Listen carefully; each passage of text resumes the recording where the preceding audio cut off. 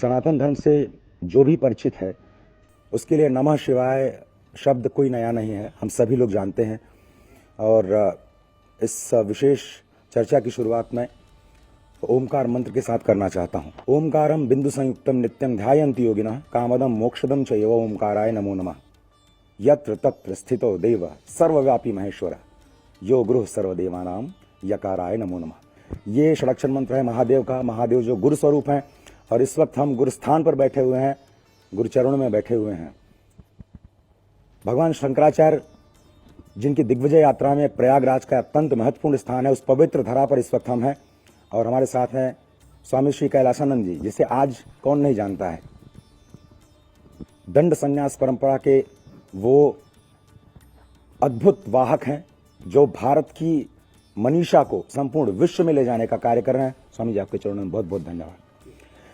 ये प्रयागराज की धरती है, प्रकृष्ट याग की धरती है, हरिहर की धरती है। हरिहर ने स्वयं इसका नाम प्रयाग रखा। अक्षय वट में भगवान शिव यहाँ वास करते हैं। तो सबसे पहले प्रयाग कुंभ के बारे में जो संदेश यहाँ से संपूर्ण विश्व को जा रहा है आपके जरिए, उसके बारे में, उसके बाद में बाकी प्रश्नों पे आता हूँ।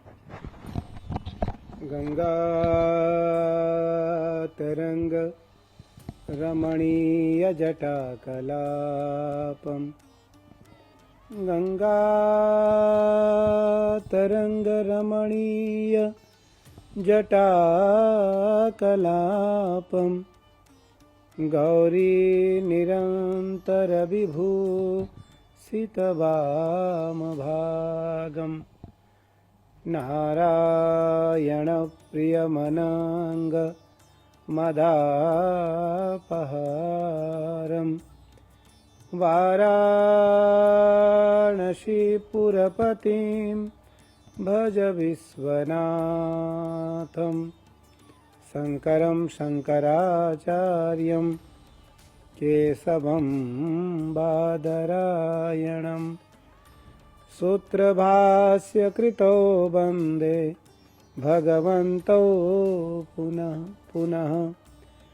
अजय जी, कुंभ का परिचय और कुंभ का महत्व वाणी गुणानुकथने। इस वाणी में ना यह गुण है ना कथन है कि कुंभ का कथन किया जाए। कुंभ का प्राक कथन, कुंभ की प्रशंसा और कुंभ की महिमा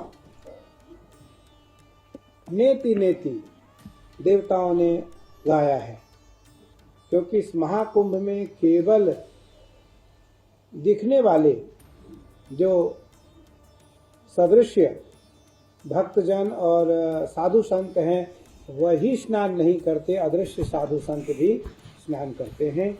राजसी शाही स्नान, अमृत राजसी शाही स्नान में आकर सभी महापुरुष भाग लेते हैं।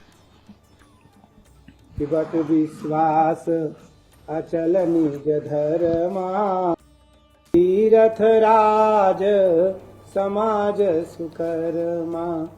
राज प्रयाग बरगद की छाया है, बट वृक्ष जो विशाल काय अक्षय बट है, जिस वृक्ष का कभी क्षय न हो, जो अक्षय बट है जी। अक्षय और बट, क्योंकि अक्षय क्षण क्षय न होने वाला और बट अर्थात बरगद का वृक्ष सनातन धर्म की छाया है। सनातन धर्म को छाया देने वाला वृक्ष है बट वृक्ष, और यहाँ अक्षय बट है। इस अक्षय बट की तलहटी में तीर्थराज प्रयाग आनंद की अनुभूति इसलिए एहसास करते हैं क्योंकि यहाँ बट वृक्ष न क्षय होने वाले बट वृक्ष यहाँ स्थापित है। और गंगा यमुना सरस्वती तीनों का त्रिवेणी है। 12 माधव है इस तीर्थराज प्रयाग में, 12 माधव है और तीर्थों के राजा हैं। अयोध्या, मथुरा, माया, काशी, कांची, अवंतिका, पुरी, द्वारावती चैव सप्तेता मोक्षदायिका। ये जो सप्तपुरियां हैं वो सब के सब तीर्थराज प्रयाग के अधीन है, सब तीर्थराज प्रयाग के अधीन है। भा प्रभात चलऊ तीर्थराजू, भा प्रभात चलऊ तीर्थराजू, जे जग संगम। भैया जग में, संसार में संगम यदि कहीं अक्षय वट के नीचे है तो तीर्थराज प्रयाग में है। जी। तीर्थराज प्रयाग में है और तीर्थराज प्रयाग के अधीन जब सारे तीर्थ आकर के समाहित होते हैं तो इसलिए यहाँ का जो महाकुंभ है और कुंभ है वो अत्यंत महत्वपूर्ण हो जाता है। और आपने अक्षय वट की बात की, भवानी शंकरो वंदे श्रद्धा विश्वास रूपिणो याभ्याम विनान पश्यन्ति सिद्धा स्वांतस्थमीश्वरम। तो विश्वास रूपी भगवान शिव और श्रद्धा रूपी माँ ही सब कुछ खींच ला रही हैं। ऐसा क्या है इस प्रयाग में कि 40 करोड़ 50 करोड़ पूरी दुनिया के बड़े बड़े लोग, अब नाम तो सभी लोग जान ही गए हैं क्या कहना, वो इस चरणों में आ रहे हैं, प्रयागराज के चरणों में आ रहे हैं, यहाँ के संतों के चरणों में आ रहे हैं, क्योंकि यहाँ एक प्रयाग नहीं दो प्रयागों के दर्शन हो रहे हैं, स्थावर प्रयाग और जंगम प्रयाग। जंगम प्रयाग के रूप में आप जैसे संत भगवान हम सभी को दर्शन दे रहे हैं। बंदौ गुरु पद पदुम परागा सुरुचि सुबास सरस अनुरागा अमियमूरिमय चूरन चारु समन सकल भव रुज परिवारु। आपने भगवान जी शिव का स्मरण कराया। जी गुरु जी। निसंदेह आप बहुत विद्वान हैं। अरे मैं आपका श्लोक सुन रहा था महादेव का, तो भगवान शिव ने जब देखा हलाहल विषपान का समय आया, हलाहल विष निकला, तो उस विष से अत्यंत पीड़ित हो चुके थे देव और दानव दोनों। महादेव ने इच्छावश और आग्रहवश महादेव ने उस हलाहल विष का पान किया और महादेव ने उस विष को कंठ में रखा, हृदय में नहीं लाए, क्योंकि महादेव के हृदय में राम है। राम कोमल है, विष कठोर है। राम सुंदर हैं और विष कुरूप है। विष कुरूप है। राम दयालु है और विष निर्दयी है। विष निर्दयी है। भगवान शिव ने राम जी के हृदय में होने के कारण उस विष को कंठ में धारण किया, जिसके कारण महादेव का नाम नीलकंठ पड़ा। जटाट विकल चल प्रवाह पावि तस्थले गले वलम व्यलंबिताम भुजंग तुंग मालिका डमड्डमड्डमड्डमन्निनादवड्डमर्वयम् चकार चंड तांडवम तनोतु नः शिवः शिवम् जटाकटाह संभ्रमं भ्रमन्निलिम्प निर्झरी विलोल बीचि वल्लरी विराजमान मूर्धनि धगद धगद धगद जलल्ललाट पट्ट पावके किशोर चंद्रशेखरे रति प्रतिक्षणम मम। भगवान शिव, आपको पता है, आपने एक श्लोक बोला, भवानी शंकरो वंदे श्रद्धा विश्वास रूपिणौ याभ्याम विना न पश्यन्ति सिद्धा स्वांतस्थमीश्वरम वंदे बोधमयम नित्यम गुरुम शंकर रूपिणम यमाश्रितो हि वक्रोपि चंद्रः सर्वत्र वन्द्यते। भगवान शिव विश्वास है और माँ पार्वती मेरी माई श्रद्धा। तो श्रद्धा और विश्वास जब भगवान में कोई लगाता है, तो आपने कहा यहाँ तीर्थ भी है और जंगम भी है। तीर्थ राज प्रयाग समाजा। आज पूरा तीर्थ, केवल प्रयाग ही नहीं, पृथ्वी पर जितने पुरियां हैं, जितने तीर्थ हैं, आज वो सब के सब तीर्थ तीर्थराज प्रयाग में, तीर्थराज प्रयाग में। और उनके साथ हिमालय से साधु संत, हिमालय में तप करने वाले ऋषि, हिमालय में तप कठोर तप करने वाले मनीषी, हिमालय में ब्रह्म को जानने वाले ब्रह्म ऋषि, सब के सब आकर गोता लगा रहे हैं। तो साधु में इतना सामर्थ्य है कि वो गंगा के भी पाप ताप को दूर कर सकते। भगवान शिव राम कथा सुनने जा रहे हैं। त्रेता का युग था। एक बार त्रेता युग माही शंभु गए कुंभज ऋषि पाही संग सती जग जननी भवानी पूजिय ऋषि अखिलेश्वरी जानी। तीर्थ प्रयाग में आने मात्र से मेरा जो पाप ताप और संताप है वो धुलेगा ही नहीं, वो राख हो जाएगा, खाक हो जाएगा और हम पवित्र हो जाएंगे। लेकिन अन्य क्षेत्रे कृतम पाप, अन्य क्षेत्रे विनश्यति कुछ पुण्य क्षेत्रे कृतम पापम वज्रलेपो भविष्यति। अन्यत्र किया हुआ पाप जब तीर्थराज प्रयाग में कोई आएगा धुल जाता है। पाप हो जाएगा। लेकिन जब तीर्थराज प्रयाग में आकर कोई पाप करेगा तो वो इंद्र के वज्र के समान हो जाएगा। कभी उस पाप की निवृत्ति से वो कभी मुक्ति नहीं पाएगा। वासुकी भगवान के बारे में बहुत कम लोग जानते हैं। शेष भगवान, वासुकी भगवान, उनमें क्या संबंध है वो थोड़ा सा बताओ। समुद्र मंथन में तो खैर वासुकी जी को प्रिया, यहाँ पे हम मंदिर के दर्शन भी करते हैं तो वो, और हमने ये भी सुना है कि जब आप वो अत्यंत प्रसिद्ध रुद्राभिषेक श्रावण मास में, पवित्र श्रावण मास में करते हैं तो बहुत सारे अन्य प्रजाति के जो सांप और नाग हैं वो स्वयं वहां प्रकट हो जाते हैं। उसमें सच्चाई है कुछ? भगवान जब शेष शैया पर शयन करते हैं 3 नागों का प्रमाण आता है। वासुकी, तक्षक, कर्कोटक जो आदि नाग है। अच्छा। आदि नाग हैं। और भगवान शिव को जब कृष्ण ने कहा कि मैं नागों में वासुकी हूँ, मैं हाथियों में ऐरावत, मैं घोड़ा में उच्चश्रवा, जी, मैं नदियों में गंगा हूँ। नारायण को कमल नयन कहा गया है, राम को कमल नयन कहा गया है, कृष्ण को कमल नयन कहा गया है, शिव को कमल नयन नहीं, किसी को नहीं, और किसी को नहीं, और किसी को नहीं। जी। तो भगवान विष्णु को कमल नयन कहा गया। उन्होंने अपने कमल रूपी नयन निकाल करके महादेव को अर्पित कर देते हैं।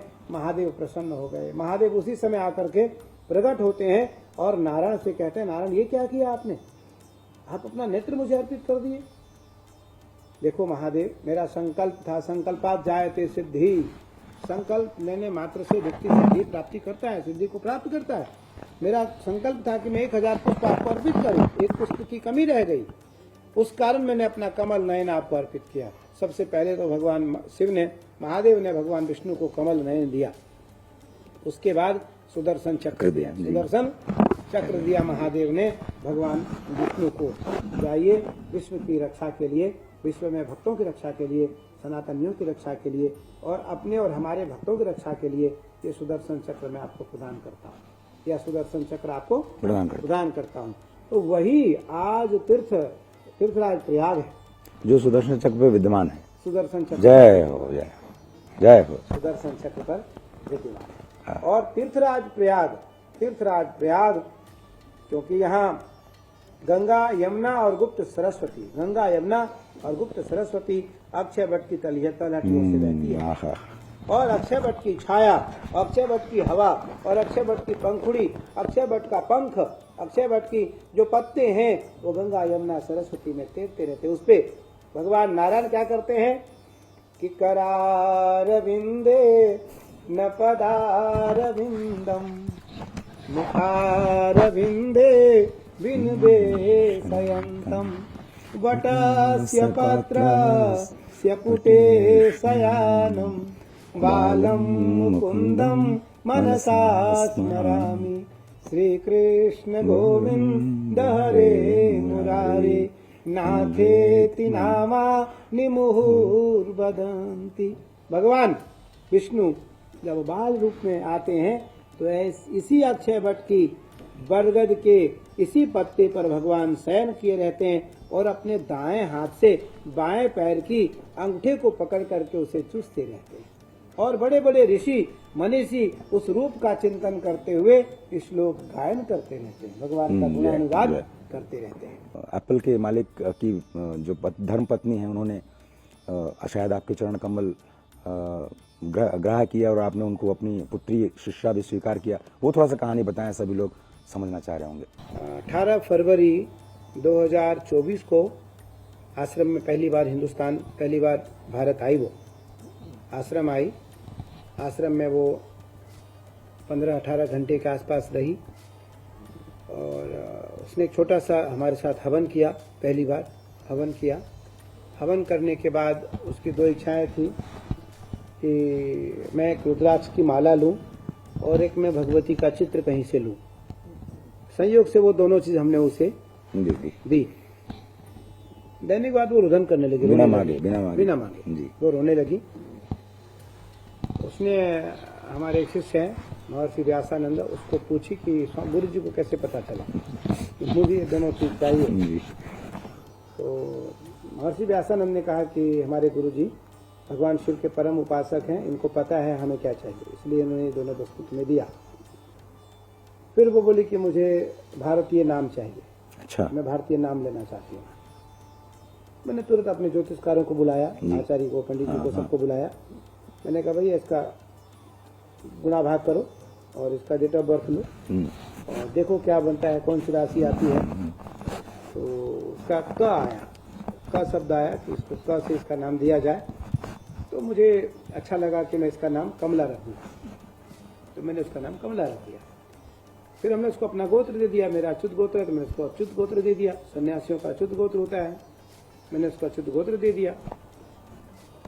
अब प्रयागराज महाकुंभ में आई, फिर हमारे साथ वो काशी गई, काशी में महादेव को दूर से उसने माथा टेका, अभिषेक किया, हमारे साथ रही। फिर काशी से यहाँ आई, 4 दिन आश्रम में रही, फिर प्रयाग कुटिया में रही। हमने उसको अपनी भगवती के मूल मंत्र की दीक्षा दिया, मूल मंत्र की दीक्षा दी और वो बहुत प्रभावित हुई धर्म को समझने के लिए, जानने के लिए, मानने के लिए। और अब उसका भाव है कि मैं सनातन को खूब नज़दीक से समझूं, गुरु जी को खूब नज़दीक से समझूं, अखाड़े को खूब, अपने निरंजनी अखाड़े को खूब नज़दीक से समझूं।